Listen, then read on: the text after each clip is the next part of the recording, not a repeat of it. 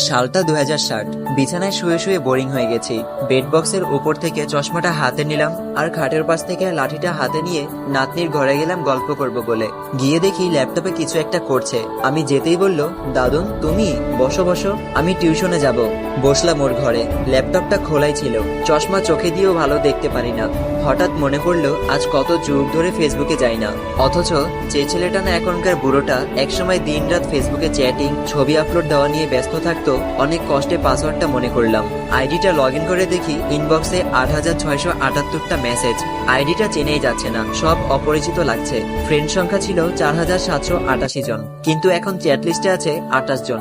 বৃদ্ধ হয়ে যাওয়ায় হয়তো ওরাও আর ফেসবুক চালায় না। ইনবক্সে ঢুকতেই আমার ক্লোজ কয়েকটা ফ্রেন্ডের মেসেজ, বন্ধু শরীরটা ভালো নেই, বেশি দিন হয়তো বাঁচবো না।